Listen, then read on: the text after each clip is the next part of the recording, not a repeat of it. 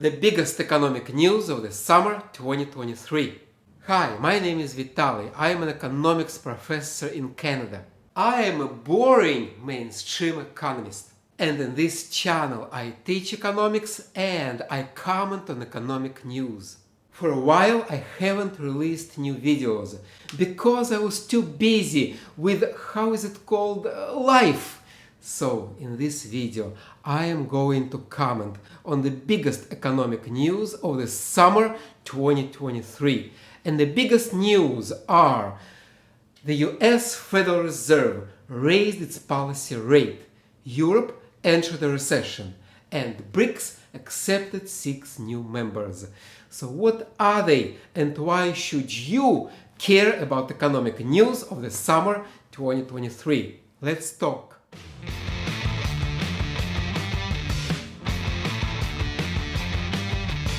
First, the US Federal Reserve raised its policy rate to 5.5%.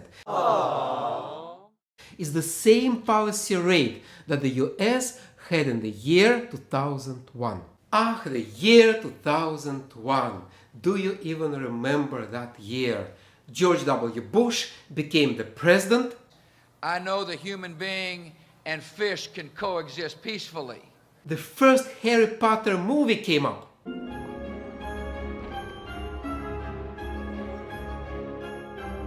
September 11 happened and the US invaded Iraq and Afghanistan. 2 wars that the US would lose and run away in shame.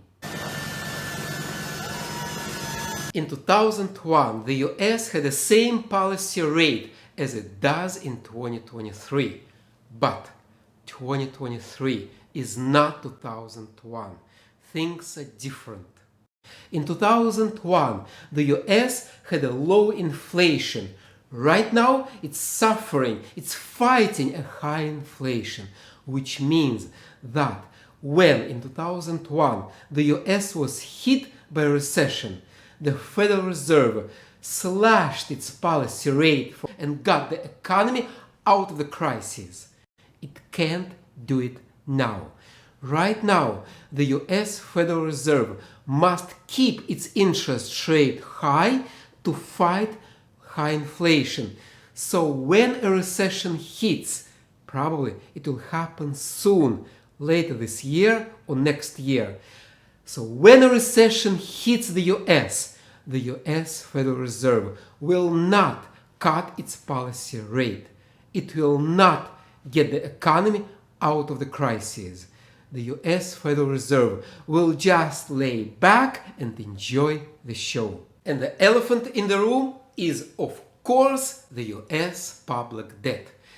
In the year 2001, the US public debt was a teeny $5 trillion. Right now, it's over 31 trillion. To give you a perspective, in 2001, the US public debt was 52% of the gross domestic product, GDP. Right now, it's 123%. And economic research shows that once debt crosses the line of 90% of the GDP, it becomes a burden on the economy. Economic growth slows down because an economy can't grow, can't prosper, being burdened by a heavy debt. And the US is in this situation right now. And another difference. Back in 2001, the US president was healthy, sane and smart. And in 2023, the US has this. And to get hot, I got hairy legs that turn blonde in the sun. So, to sum up, the United States has the same policy rate as in 2001, but right now it's in a much worse position, so that when a recession hits, the US will have very few tools to fight it. The second economic news is a recession in Europe. Right now it's a technical recession, 2 quarters of a negative economic growth. And this technical recession in Europe comes on top of a technical recession that Germany had in 2022. Germany used to be a leader, the strongest economy in Europe, and right now Germany is leading other nations towards an economic meltdown. That's leadership. This is the situation in Europe, and negative growth or no growth at all. Businesses are closing or moving to the United States. Bankruptcies are the highest since 2015. Unemployment is low, which is strange, but it's stagflation, stagnation plus inflation. It's a new type of recession that Europe hasn't seen since 1970s. In any case, let's wait and see the unemployment rate in Europe go up again.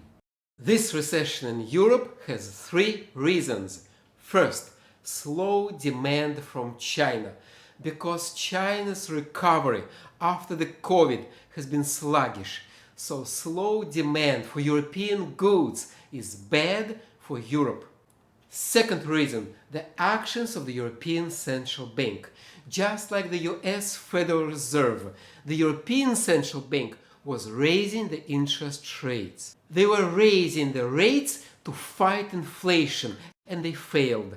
But high interest rates bring a recession. As a compassionate human being, I feel terrible about this recession. I feel sorry for Europeans. But as an economist, I am so happy because this is exactly what should happen. This is exactly what economics would predict. According to the mainstream economics, when a central bank raises its policy rate, it makes money expensive and brings about a recession. And this is exactly what's happening to Europe. The European Central Bank has been raising the interest rates, and now Europe is in a recession. Economics works. By the way, if economics works in Europe, it should also work in the US. If the European Central Bank brought about a recession, the US Federal Reserve will bring a recession in the US this year or next. Let's wait. And the third reason is the loss of cheap energy. In today's world, the key to economic prosperity is cheap energy, and Europe lost it. Europe cut itself from the cheap Russian oil and gas. Europe imposed sanctions on Russia, but sanctions against Russia turned out to be the sanctions against Europe, and Europe wasn't ready for its own sanctions. And European sanctions hit European businesses hard. Europe found a substitute for the Russian gas. It's the American LNG, but American LNG is much more expensive, which is good for the United States but bad for Europe. And the final piece of economic news is the expansion of BRICS. BRICS was founded in 2010 by these 5 countries. And for 13 years, BRICS included only these 5 countries. And only now it's exploding. 23 countries applied for membership and 6 were accepted. Saudi Arabia, the United Arab Emirates, Ethiopia, Egypt, Argentina and Iran became the newest members of BRICS. And now BRICS controls 46% of the world population, 36% of the world land, 32% of the global GDP, and 42% of the global oil supply. BRICS is becoming a major world player. BRICS is becoming the major anti-Western, anti-American center of power. But can BRICS pose a real challenge to G7? We don't know. It's unclear. BRICS doesn't have clear rules. BRICS doesn't have a clear goal, and it's riddled with eternal conflicts. Saudi Arabia against Iran, China versus India. But in any case, it is clear that the BRICS influence is on the rise and the influence of G7 is on decline. That was my video about economic news of summer 2023. If you agree with me, put a like. If you disagree with me, put a dislike. And I will talk to you soon.